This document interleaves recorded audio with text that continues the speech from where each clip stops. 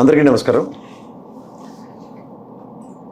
ఇవాళ ఒక సుపరిచితుడు and political analyst Pasha గారితో సమకాలీన రాజకీయాల మీద నా విశ్లేషణతో పాటు ఆయన విశ్లేషణ కూడా తోడైతే ఎలా ఉంటుంది అన్నది ఇవాళ మీకు పరిచయం చేస్తాను.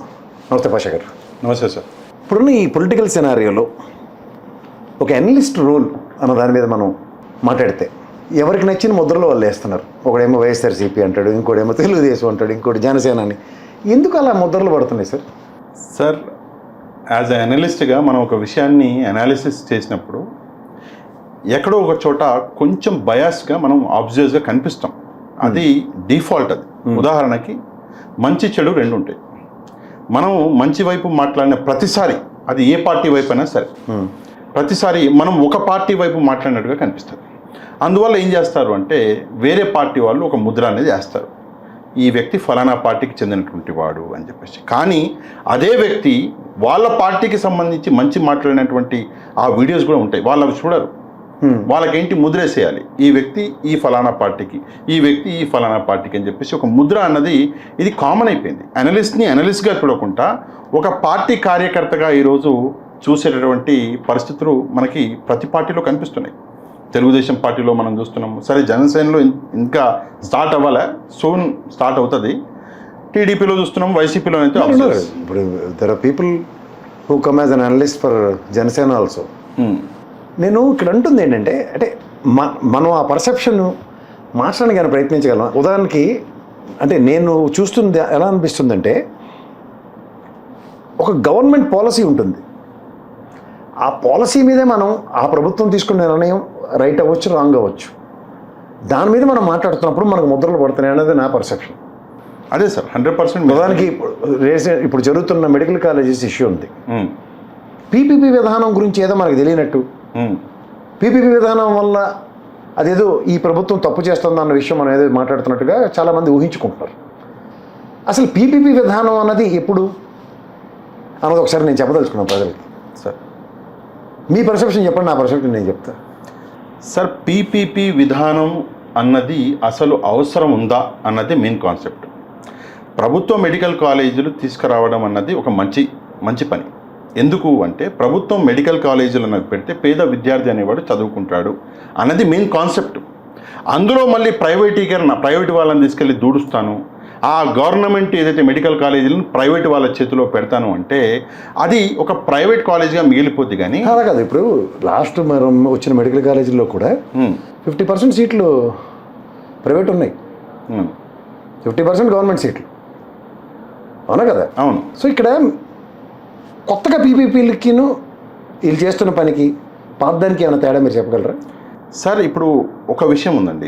ఏం విషయం అంటే, ఇందాక మీరు అన్నారు 50% అని చెప్పేసి. ఏ కాలేజీలో అంటున్నారు? గవర్నమెంట్ కాలేజీలో. ఉదాహరణ నంద్యాల కాలేజీ, లేదంటే ఇంకో విజయనగరం కాలేజీ, ఓకే, ఇలాంటివి. ఈ గవర్నమెంట్ కోటా కాకుండా మేనేజ్మెంట్ కోటా సీట్లు ఉన్నాయి, గవర్నమెంట్ సీట్లు ఉన్నాయి, మేనేజ్మెంట్ కోటా సీట్లు ఉన్నాయి. ఇప్పుడు విషయం ఏంటంటే, ఇప్పుడు ఉన్నటువంటి ఈ తీసుకొస్తున్నటువంటి కాలేజీలని ప్రైవేటీకరణ పీపీపీ విధానం ద్వారా చేయడం వల్ల దానికంటే ఎక్కువ డ్యామేజ్ అవుతుందా? ఇప్పుడు అంటే నాకు అనిపిస్తుంది ఏంటంటే, మనం ఓన్లీ మెడికల్ కాలేజీల విషయం మాట్లాడుతున్నాం. చాలామంది అది గ్రహించాలి. ఫస్ట్ మెడికల్ కాలేజీలు, హాస్పిటల్ ఉన్నాయి. ఫస్ట్ హాస్పిటల్ అక్కడ. అవును. ఇప్పుడు ఇవాళ గాంధీ మెడికల్ కాలేజీ గవర్నమెంట్ పరంగా, లేకపోతే ఉస్మానియా హాస్పిటల్ గవర్నమెంట్ పరంగా, లేకపోతే Vizag KGH, Andhra medical college, Guntur medical college, ఇవన్నీ గవర్నమెంట్ పరంగా ఉన్న సీట్లకి కాలేజీ అన్నది యాన్సిలరీ. అవును. ఫస్ట్ అక్కడ హాస్పిటల్ ఎస్టాబ్లిష్ అయ్యింది. అవును. హాస్పిటల్ త్రూగా వైద్యం అన్నది ప్రాథమిక ధ్యేయం, కర్తవ్యం గవర్నమెంట్. ఇప్పుడు వీళ్ళు పీపీపీ తీసుకురావడం వల్ల ఆ గవర్నమెంట్ హాస్పిటల్లో ఎంత పర్సెంటేజ్ బెడ్లు ప్రైవేట్ వాళ్ళకి ఇస్తారు? 30%. అదే చెప్తున్నాను. గవర్నమెంట్ హాస్పిటల్లో ప్రైవేట్ అంటే నాకు తెలిసినంత వరకు నీట్గా ఉండాలంటే మెయింటెనెన్స్ ఇవ్వండి.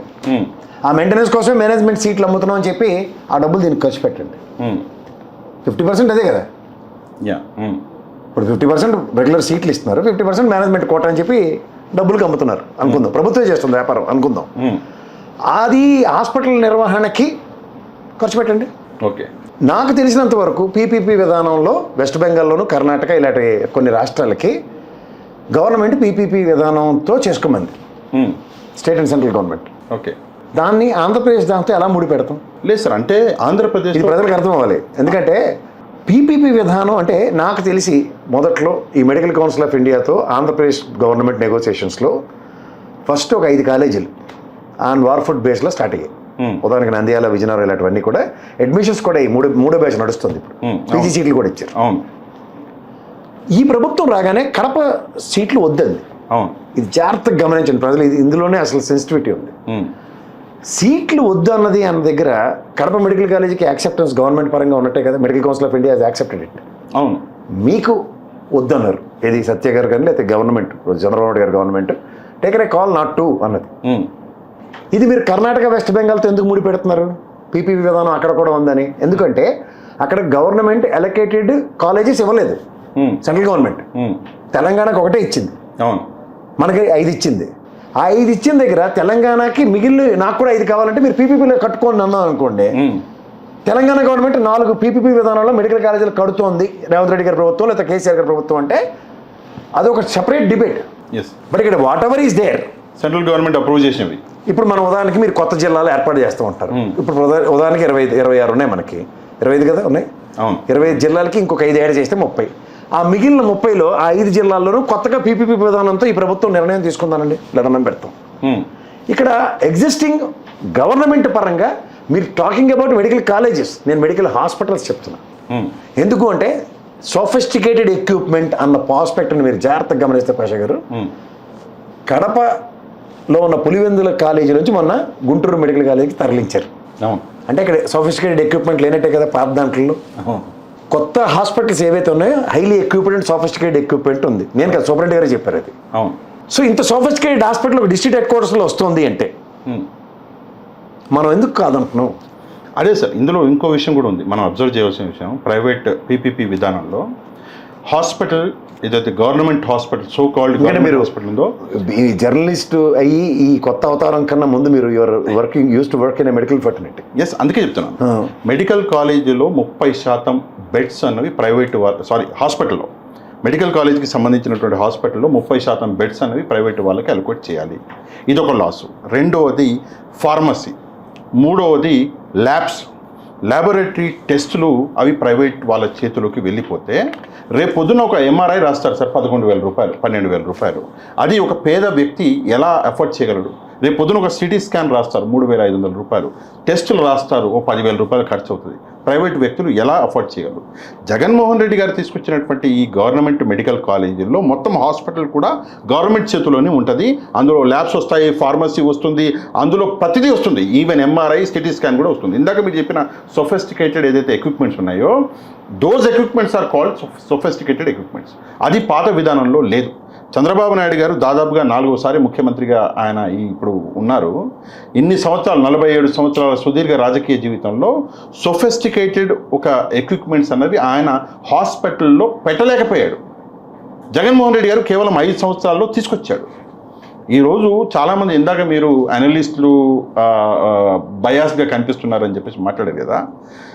ఒక వ్యక్తి మంచి పని చేస్తే, ఇప్పుడు మీరు మంచి పని చేశారు, ఫలానా వేరే వ్యక్తి ఆయన మంచి పని చేయట్లేదు, మీరు మంచి పని చేశారు అని చెప్పేసి నేను చెప్తే నేను మీ వైపు బయాస్డా?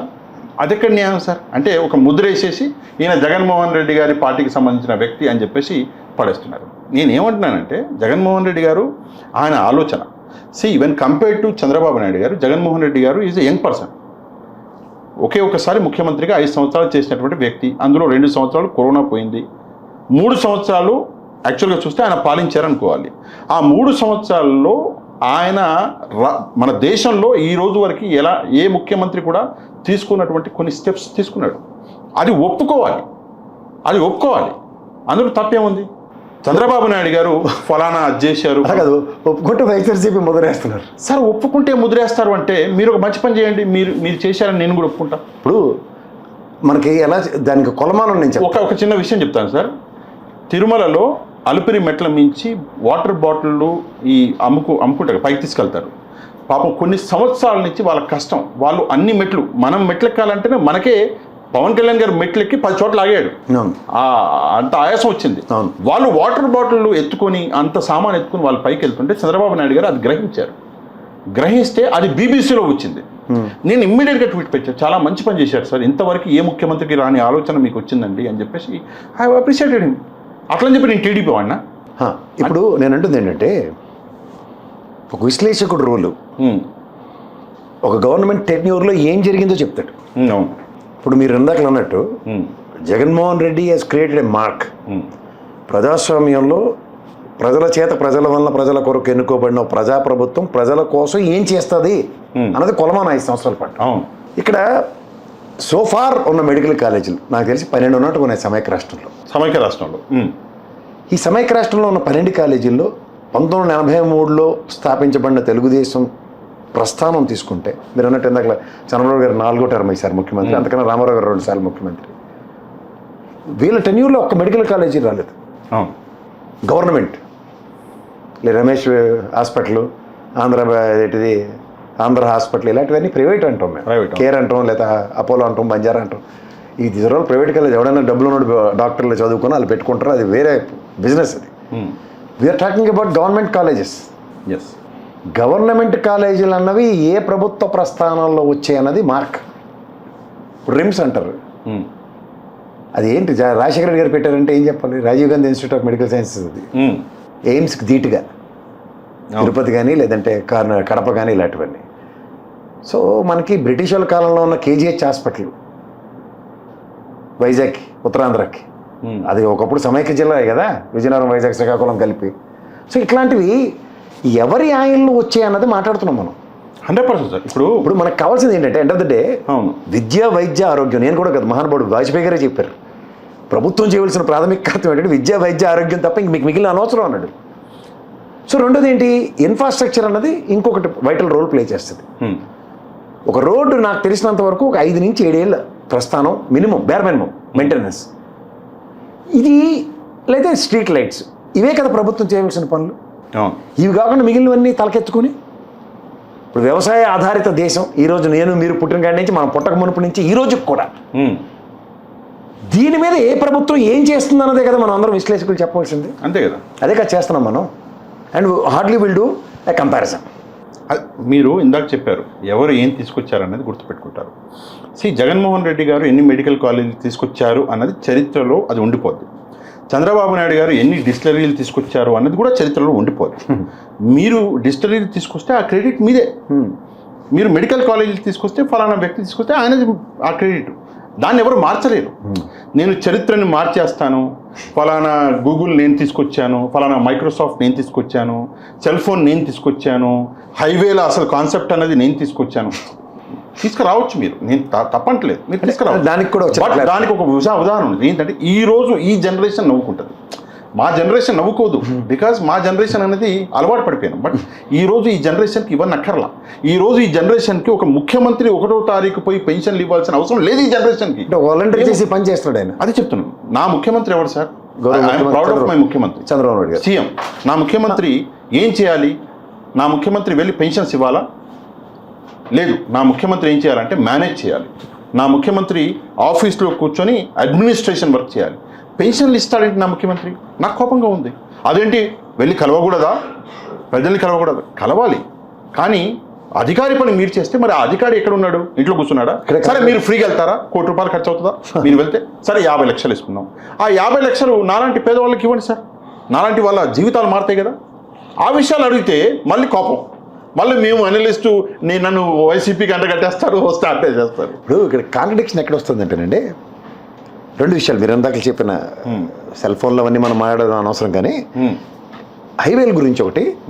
నెక్స్ట్ మొన్న జరిగిన కలెక్టర్స్ కాన్క్లేవ్, గౌరవ డీఈపీ గారిని వీళ్ళందరినీ కూడా కూర్చోపెట్టుకుని మాట్లాడిన దగ్గర డెలిగేషన్ ఆఫ్ వర్క్ మీద మాట్లాడారు చంద్రబాబు గారు. డెలిగేషన్ ఆఫ్ వర్క్ అన్నప్పుడు మీరు గ్రౌండ్లోకి వెళ్ళి పని చేయకూడదని వాళ్ళకి చెప్పారు, ఎవరు కలెక్టర్ గారికి, ప్రిన్సిపల్ సెక్రటరీస్కి. It's quite surprising. తెలిసి ప్రిన్సిపల్ సెక్రటరీస్ అందరూ ఏదైనా కాన్ఫరెన్స్ ఉన్నా, వాళ్ళ మీటింగ్ ఉన్నా, వాళ్ళ డిపార్ట్మెంట్ హెడ్స్ అందరినీ వాళ్ళ దగ్గరికి పిలిచి మాట్లాడుకుంటాడు. కానీ I never seen he has rush to a place అన్నది నేను ఎప్పుడు చూడలేదు.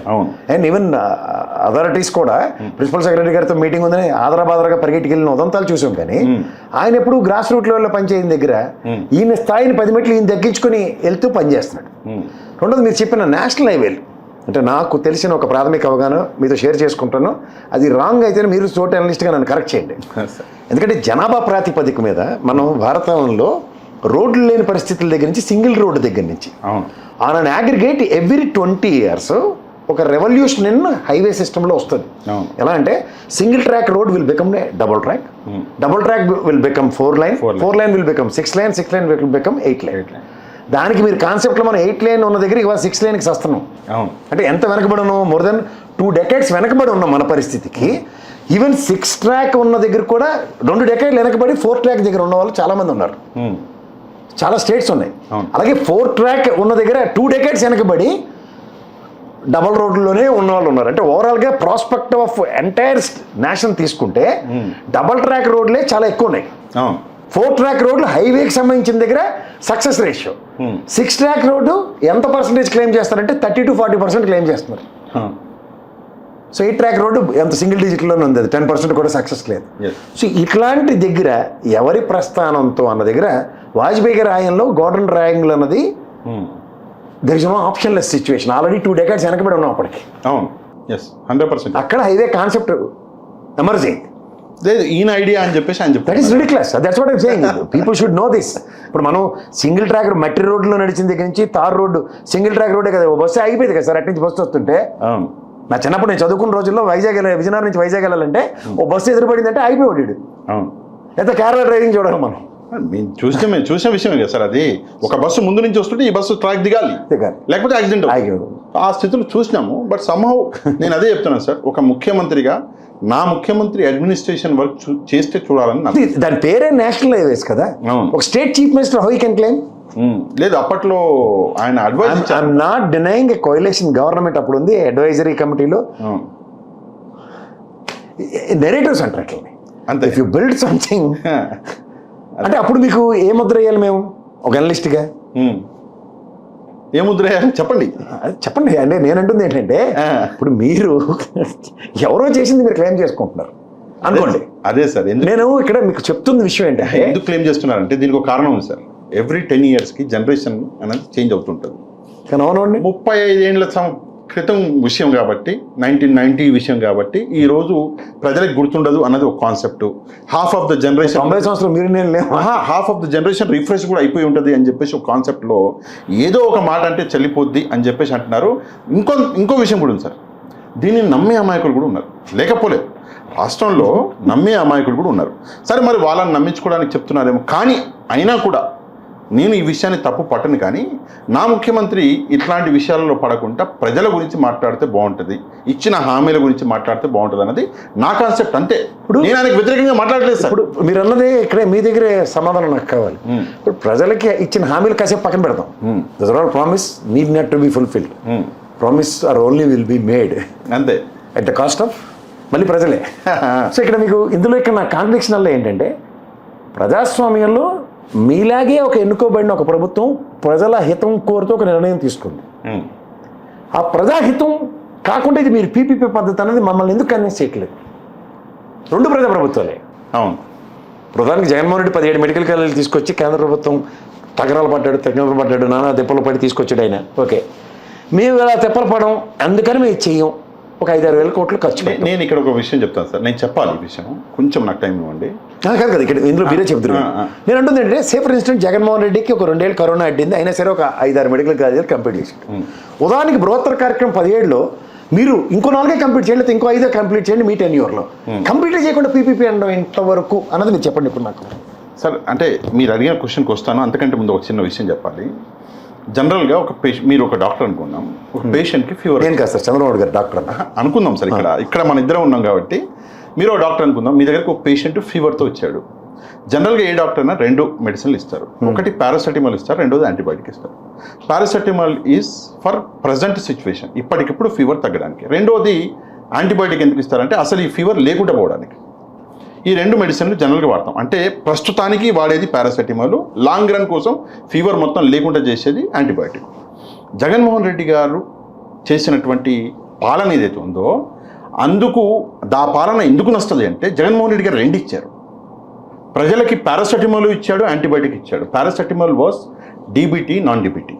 మీకు ప్రస్తుతం ఈ రోజు ఇల్లు గడవాలి, ఈ సంవత్సరం మీ పరిస్థితులు మారాలి, ఇగో డీబీటీ నాన్ డీబీటీ వల్ల నేను మీకు 4.5 లక్షల కోట్ల రూపాయలు దాదాపుగా మీకు ఇచ్చాను. That was a paracetamol. మరి యాంటీబయాటిక్ ఏంటి అంటే ఎడ్యుకేషన్.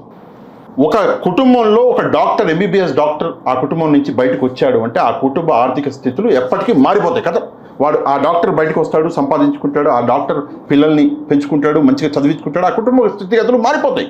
పర్మనెంట్ సొల్యూషన్ పేదరికానికి that is an antibiotic. Paracetamol ఇచ్చాడు, యాంటీబయాటిక్ ఇచ్చాడు. ఇది జగన్మోహన్ రెడ్డి గారి ఆలోచన. ఆ రోజు 17 మెడికల్ కాలేజీలు, not only medical colleges sir, every education system. చిన్నపిల్ల సార్ ఏదైతే నాడు నేడు కింద స్కూల్స్ ఏవైతే మారాయో ప్యానెల్స్ తీసుకొచ్చారు. ప్యానెల్స్ తీసుకొచ్చి మానిటర్స్ అంటారు, అవి తీసుకొచ్చి గవర్నమెంట్ స్కూళ్ళల్లో పెట్టినప్పుడు ఆ స్కూళ్ళు చూసి నిజంగా ఇది నారాయణ స్కూలా, శ్రీ చైతన్య స్కూలా, అరే శ్రీ చైతన్యలో కూడా లేవే అన్నటువంటి ఆలోచన నాకు వచ్చింది. పవన్ కళ్యాణ్ అన్నాడు కదా, అదే పవన్ కళ్యాణ్ అన్నాడు, నాకు వచ్చింది. వై సార్, ఎందుకు అంటే ఆ పేద విద్యార్థుల జీవితాలు మారితే రాబోయే రోజుల్లో రాష్ట్ర మొత్తం భవిష్యత్తు మారిపోద్ది. That was a concept. అది ఒక రాజకీయ నాయకుడు ఆలోచించలేడు సార్, అది ఒక లీడర్షిప్ క్వాలిటీ. బట్ నేను అంటుంది దీన్ని సంపద సృష్టితో ముడిచిపెట్టి మాట్లాడదామా? లేదు, నేను వస్తాను అక్కడికి. కాదు అంటే మనం ప్రజలకు అర్థమయ్యేలా చెప్పాలి. మీరు అక్కడ దాకా వద్దురు కానీ ఇప్పుడు సంపద సృష్టిస్తాం అన్నోడికి, సే ఫర్ ఇన్స్టెంట్ మా నాన్నగారికి మీ నాన్నగారికి మన ఇద్దరం మన ఆయన చిన్నప్పటి నుంచి చదివిస్తేనే కదా మన సంపద సృష్టించే కాన్సెప్ట్ వచ్చాం. అవును. సో మనకి నాన్న చిన్నప్పుడే యాంటీబయాటిక్ ఇవ్వబట్టే కదా, అదే పోలియో చుక్కలనండి, లేదంటే టీవీ రాకుండాను మన కుటుంబ పరిస్థితులు మారిపోతాయి కదా ఒక్కటి చదువుకుంటే కదా. అందువల్లనే ఆ చదువుకు ఆ వాల్యూ ఉంది సార్. కాదు అంటే యాంటీబయాటిక్ అంటే జగన్మోహన్ రెడ్డి అనేది మీరు ఇందాక చెప్పిన డీబీటీ పథకం, పారాసెటమాల్ అంటే కూడా కరోనాలో కూడా పారాసెటమాల్ ఇచ్చాడు ఆయన. అవును, that is a great thing. అదే ప్రొటెక్ట్ చేస్తుందని చెప్పాడు. అంటే అతనికి అవగాహనతోనే పనిచేసాడు. సో ఆయన అవగాహనకి వెసెస్ ఈయన సంపద సృష్టిస్తానన్న దగ్గర విద్యా ప్రమాణాలతోనే సంపద సృష్టించబడుతుందన్న ప్రాథమిక అవగాహన చంద్రబాబు గారికి ఉందా, జగన్మోహన్ రెడ్డికి ఉందంటే? జగన్మోహన్ రెడ్డి గారికి ఉంది. ఈయన ఈ విషయాన్ని కాంట్రడిక్ట్ చేసుకోవడానికి జగన్మోహన్ రెడ్డి చేసినవన్నీ తప్పని చెప్తున్నాడు ప్రజలకి. ఒక విషయం సార్, ఇది చెప్పండి చాలు. లేనివి అంటే ఎక్కడి దానికనైతే ఆపగలం. ఉదాహరణకి ఆరోగ్యశ్రీ మీకు గుర్తుండే ఉంటుంది. ఒక ఫేమస్ న్యూస్ ఛానల్, ఒక ఫేమస్ న్యూస్ ఛానల్ చీఫ్ ఒక ఆయన కూర్చొని చంద్రబాబు నాయుడు గారి గురించి పేరు చేంజ్ చేద్దాం గట్టిగా తెపేలా ఛానల్ అంటాం మేము. అంటే ఆడేవాడు కెమెరా ఆన్ చేసి, ఫేమస్ అనకండి చెప్తున్నాను, కెమెరా ఆన్ చేశాడు, మంచిగా మార్కెటింగ్ చేసేద్దాం, ఫుల్ పబ్లిసిటీ ఇచ్చేయాలి అన్నాడు. అంటే దేవర్ టాకింగ్ అబౌట్ ఇది మన రాజశేఖర రెడ్డి గారిది ఏది ఆరోగ్యశ్రీ గురించి పేరు చేంజ్ చేయాలి, మంచిగా మార్కెటింగ్ చేసేసి ఆరోగ్యశ్రీ పేరుని మర్చిపోయి చంద్రబాబు నాయుడు గారి పేరు ఎన్టీఆర్ ఏదో పెడదాం అనుకున్నారు, ఆ పేరుని గుర్తుపెట్టుకోవాలన్నది దట్ వాజ్ ద కాన్సెప్ట్ అని అనుకుందాం. ఆరోగ్యశ్రీ అనగానే ఎవరు గుర్తొస్తారు? అదండి, దాని పేరు రాజీవ్ ఆరోగ్యశ్రీ ఆ రోజు పెట్టాడు ఆయన. అవును సార్, అదే వైఎస్ రాజశేఖర రెడ్డి ఆరోగ్యశ్రీ. సరే, రాజీవ్ ఆరోగ్యశ్రీ అనగానే మీకు ఎవరు గుర్తొస్తారు? తర్వాత చంద్రబాబు నాయుడు గారు కూడా ఎన్టీఆర్ ఆరోగ్యశ్రీ అని మార్చారు. సరే, ఎన్టీఆర్ ఆరోగ్యశ్రీ అనగానే మీకు ఎవరు గుర్తొస్తారు? నాకు ఎవరు గుర్తున్నారు, మహానుభావుడు Rajasekhara Reddy gap. That is a concept. ఎక్కడైతే ఆరోగ్యశ్రీని పేరు మార్చి కూడా ప్రజల మనసులో నుంచి తొలగించలేమో అక్కడ ఆరోగ్యశ్రీని నిర్వీర్యం చేసేయాలి. ఎట్లా చేసేయాలి? ముందు ఫార్మసీల్లో మందులు లేకుండా చేశారు. నేను చెప్తున్నా సార్, ఆన్ రికార్డ్ చెప్తున్నా, ఎందుకంటే ప్రజలతో మాట్లాడినా కాబట్టి. ఫార్మసీలో మెల్లమెల్లగా మందులు లేకుండా చేశారు, దాని తర్వాత ప్రొసీజర్స్ తగ్గించేశారు, దాని తర్వాత ప్రొసీజర్స్ లేకుండా చేశారు, దాని తర్వాత ఈరోజు అసలు ఆరోగ్యశ్రీనే లేకుండా చేస్తున్నారు. ఒక చిన్న విషయం, 2,17,000 కోట్ల రూపాయలు అప్పు చేసి 2,500 కోట్ల రూపాయలు మీరు ఆరోగ్యశ్రీకి స్పెండ్ చేయలేరా? మంచి మనసు ఉంటే చేయొచ్చు కదా. చేస్తే ఎవరికి పేరు వస్తుంది? యాక్చువల్ కాన్సెప్ట్ అది సార్. చేయొచ్చు. ఈరోజు చంద్రబాబు నాయుడు గారు పొద్దునే లేచి ఇడ్లీ తింటూ చేసేయండి అంటే అయిపోద్ది పని, అది చేయొచ్చు. బట్ అందువల్ల పేరు ఎవరికి వస్తుంది? ఇది కావాలని చేశారు. కానీ ఎక్కడైతే దీన్ని కంప్లీట్గా ఆపలేమో, ఉదాహరణకి అమ్మఒడి ఆపలేము, ఆపితే మహిళలు తిరిగి పడిపోతారు. ఏం చేశారు? పేరు మార్చేశారు సార్. ఇప్పుడు ఏం పెట్టారు పేరు గుర్తుంది మీకేనా? ఇప్పుడు ఇది మనం ఇంకో దాన్ని జంప్ అవ్వకుండా ఇది ఫినిష్ చేద్దాం. మీరు అన్నట్టు ఆరోగ్యశ్రీ 1,65,00,000 మంది దాన్ని వినియోగించుకుంటున్నారు. వినియోగించే దగ్గర రాజశేఖర రెడ్డి గారికి పేరు వస్తుందని ప్రజాస్వామ్య ప్రభుత్వాలు రాజశేఖర రెడ్డి గారి పేరు మార్చడానికి మాత్రమే పనిచేస్తున్నాయా, లేదా ఆరోగ్యశ్రీ వల్ల ప్రజల ఆరోగ్యం పరిరక్షించబడుతుందన్న కాన్సెప్ట్తో పనిచేస్తున్నారు? మీ ప్రశ్నకి ఒకటే సమాధానం సార్. ఈరోజు ఆరోగ్యశ్రీ ఉందా? లేదు అంటే ఒక నిమిషం, ఉందా? ఆరోగ్యశ్రీ లేదన్న బాధ నేను వ్యక్తం చేస్తుంటే విశ్లేషకుడిగా, రాహుల్ గాంధీ గారు వాళ్ళ నాన్నగారి పేరు రాజీవ్ గాంధీ గారి పేరు పెట్టిన రాజశేఖర రెడ్డి గారి పేరు మార్చడానికి, అంటే రాజీవ్ గాంధీ పేరు మార్చడానికి, లేదా రాజశేఖర రెడ్డి గారి పేరు కనుచూపులు అంటే ఆ మనిషి ఫిజికల్గా కూడా లేడు కదా. లేదు సార్, ఒకవేళ మీరు చెప్పినట్టు ప్రభుత్వాలు ప్రజల మంచి కోసం ఆలోచించి ఉంటే ఈరోజు ఆరోగ్యశ్రీ ఉండేది, ఏ పేరుతో అయినా ఉండేది. ఇప్పుడు ఎన్టీఆర్ గారి పేరుతో, చంద్రబాబు నాయుడు గారి పేరుతోనో, లోకేష్ గారి పేరుతోనో ఉండేది. లేకుండా పోయిందంటే ఈరోజు ఏం చేస్తున్నాయి ప్రభుత్వాలు? అసలు ఆరోగ్యశ్రీ లేకుండా చేయాలని చేస్తున్నాయి. ఇప్పుడు దీనికి ప్రజలకు తెలియాల్సిన విషయం, ఇప్పుడు ఇక్కడ రేవంత్ రెడ్డి గారు వచ్చి రాగానే 25 లక్షలు దాన్ని ఎన్హాన్స్ చేశారు. అవును, ఆంధ్రప్రదేశ్లో కూడా 25 లక్షలు లబ్ధి. గతంలో కేసీఆర్ గారు ఒకసారి మీకు జ్ఞాపకం ఉందా? అవును, అసెంబ్లీలో ఆయుష్మాన్ భారత్ ఏదో ఉంది కదా, అది ప్రధానమంత్రి గారు వద్దన్నారు. అవును, అది నాకు అక్కర్లేదన్నారు. జాగ్రత్తగా వినండి, అందులో నిజంగా విషయం ఉంది. ఎందుకంటే మన పెమ్మసాని గారు కూడా మాట్లాడుతూ ఇది ఆరోగ్యశ్రీ కన్నా దీంట్లో అన్నప్పుడు దీంట్లో 25 లక్షల సౌలభ్యం మెడికల్. రెండోది ఎన్ని సేవలు దీంట్లో ఉన్నాయన్నది ఆయుష్మాన్ భారత్తో కంపేర్ చేశారు. తక్కువ ఉన్నాయి అందులో, అందుకే తీసుకోవట్లేదు. స్టేట్ తీసుకోకుండా ఎవరో బీజేపీ కూడా ఆయన రోజు కౌంటర్ చేశారు. చేస్తే ఉన్నదానికి ఇంకో 2 లక్షలు ఎడిషన్ అవుతుంది కదా, 2 తీసుకోవచ్చు కదా అన్నారు. ఎడిషన్ యాడ్ అవుతుందంటే తీసుకుంటాను అన్నాడు ఆయన. అది లేదు ఆ రోజు, ఇప్పటికీ లేదు. అది దెర్ వాజ్ నో ప్రొవిజన్. ఇది ఆరోగ్యశ్రీకి యాడ్ చేసే ప్రొవిజన్ ఇప్పటికీ లేదు. ఆరోగ్యశ్రీని వదులుకుంటేనే అది వస్తుంది. అంటే ఇప్పుడు డబుల్ ఇంజన్ సర్కార్ అంటే ఆయుష్మాన్ భారత్ అని ఎత్తి పెట్టే కార్యక్రమానికి, ఈ కిరసానుడు చెప్పినట్టు సలహాకి అగ్గి కాజ్యం తోడైనట్టు టోటల్గా ఆరోగ్యశ్రీని తీసేసి ఆయుష్మాన్ భారత్తోనే ప్రజల ఆరోగ్యాన్ని నామకావస్థ పరిరక్షించడానికి ఏమైనా కొత్త కాన్సెప్ట్ సార్? ఆ రోజు ఆయుష్మాన్ భారత్ తీసుకోకపోవడానికి కారణం ఇందాక మీరు చెప్పారు క్లియర్గా, ఐదర్ దిస్ ఆర్ దట్. అదే ఉండే. అక్కడ తీసుకుంటే ప్రొసీజర్స్ తక్కువ ఉన్నాయి. రాష్ట్ర ప్రజల కోసం ఆలోచించిన నాయకుడు అప్పుడు కేసీఆర్ గారు తెలంగాణలో. కానీ ఈరోజు మొత్తానికి ఆరోగ్యశ్రీ అన్నది రాష్ట్రంలో లేకుండా చేసినటువంటి నాయకుడు ఎవరు అంటే చంద్రబాబు నాయుడు గారు. ఆ క్రెడిట్ చంద్రబాబు నాయుడు గారికి ఇవ్వాలి. ఎందుకంటే Aarogyasri is not available in Andhra Pradesh అంటే it's a shame for us. పేద ప్రజలు 1 లక్ష రూపాయలు ఖర్చు పెట్టుకోవాలంటే సరే నో ప్రాబ్లం, ప్రాణం పోతే పోయింది అని చెప్పేసి భార్య బిడ్డలతోటి నవ్వుకుంటూ ఆ ప్రాణాన్ని వదిలేస్తాడు పేదవాడు. కానీ ఆ పరిస్థితులను చూసిన రాజశేఖర రెడ్డి గారు ఆ రోజు ఆరోగ్యశ్రీ తీసుకొచ్చారు. Because he was a doctor, ప్రాణం విలువ తెలిసిన మనిషి కాబట్టి ఆయన తీసుకొచ్చాడు. ఆయన కొడుకు జగన్మోహన్ రెడ్డి గారు ఆ విలువని ఇంకా అర్థం చేసుకొని 5 లక్షల నుంచి 25 లక్షలు చేశారు. దట్టు జగన్మోహన్ రెడ్డి గారు ఉన్నంత కాలం సార్ నేను అబ్జర్వ్ చేశా, కరోనాని ఆరోగ్యశ్రీలో ఎప్పుడన్నా ఊహించినామా సార్? చూద్దాం, తెలంగాణలో కూడా ఆ కరోనా వచ్చింది, దేశంలో ప్రపంచంలో వచ్చింది. ఎక్కడైనా విన్నారా? కరోనాని తీసుకెళ్లి ఆరోగ్యశ్రీలో పెట్టగల దమ్మున్నటువంటి వ్యక్తి ఎవడన్నా ఉన్నాడా? తీసుకెళ్లి జగన్మోహన్ రెడ్డి గారు పెట్టినటువంటి కార్యక్రమం చేశాడు. మరి ఆయనకంటే మంచి వ్యక్తి ఎవరు ఉంటారు సార్? ప్రజల కోసం ఆలోచించే వ్యక్తి ఎవరు ఉంటారు సార్? నాకన్నా మీకన్నా 10 రెట్లు రాబోయే 50 ఏళ్ల కోసం ఆలోచించేటటువంటి వ్యక్తి. ఒక చిన్న ఉదాహరణ చెప్తా, ఆరోగ్యశ్రీకి మళ్ళీ వద్దాం, ఈ ఉదాహరణ చెప్పేసి వద్దాం. 2019లో ఒక పిల్లాడు జాయిన్ అయ్యాడు అనుకుందాం సార్ 1వ తరగతిలో. 2029లో ఆ పిల్లాడు 10వ తరగతిలో ఉంటాడు, అంతే కదా? 2034లో ఎక్కడ ఉంటాడు? డిగ్రీలో ఉంటాడు. 2039లో ఎక్కడ ఉంటాడు? పీజీలు కంప్లీట్ చేసుకుని అన్ని చేసుకొని సంపాదించుకుంటూ ఉంటాడు. అంటే this is a chain. Jaganmohan Reddy గారు మొదలుపెట్టినటువంటి ఐబీ సిలబస్తో ఒక పిల్లాడు ఇంగ్లీష్ మీడియంలో చదువుకొని ఉంటే ఆ పిల్లాడి భవిష్యత్తు 20 ఏళ్లలో మారేది. This is circle, chain. ఇది ఆ చైన్ తెగింది. జగన్ విజన్ 2020 అంటారు. That is Jaganmohan Reddy vision. ఆయన, నేను చెప్పిన ఇందాక, ఆయన పారాసెటమాల్ ఇచ్చాడు, ఆయన యాంటీబయాటిక్ ఇచ్చాడు. That antibiotic design was there. Jaganmohan Reddy గారు ఏం ఆలోచించారంటే సార్, నేను ప్రజలకు చాలా చేసిన, ప్రజలు మభ్యపోరు, నా వెంటే ఉంటారు. ప్రజలంటే వేరే ఎవరో కాదు, మా అమ్మ, మా అక్క, మా చెల్లి, మా బాబాయ్, మా తమ్ముడు, మా పెదనాన్న, మా చిన్నాన్న అని చెప్పేసి ప్రతి ఒక్కరిని కుటుంబ సభ్యులు అనుకున్నాడు.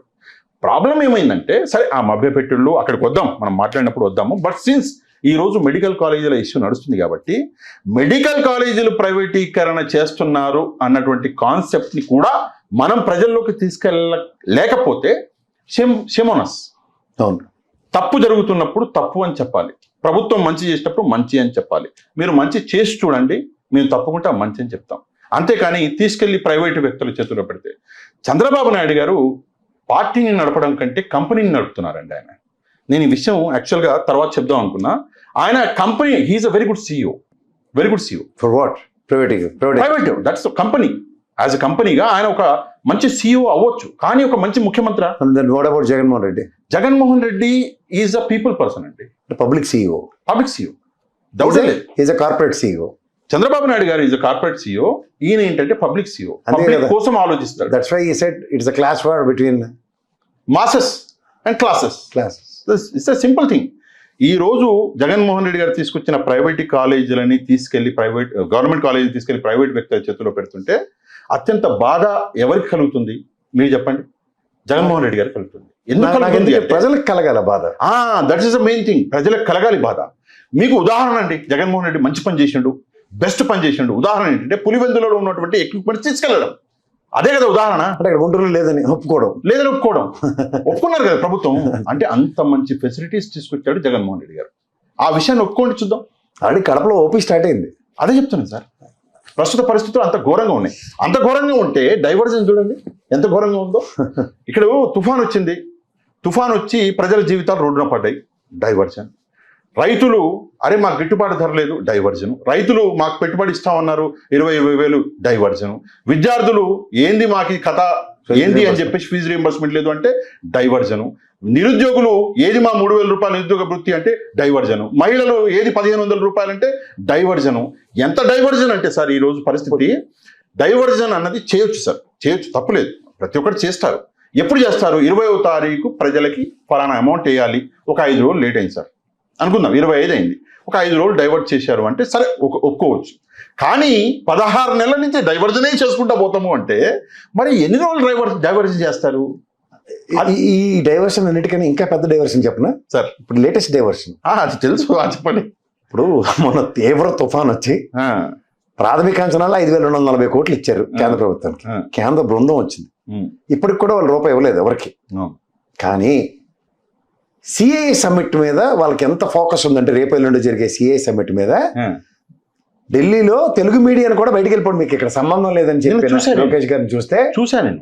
నాకు చాలా బాధేసింది. ఎందుకు బాధేసింది నేను చెప్తా ఎందుకు బాధేసిందో. చాలా ఇంపార్టెంట్ విషయం. మీరు ఇక్కడేమో ఇంగ్లీష్ మీడియం వద్దంటారు.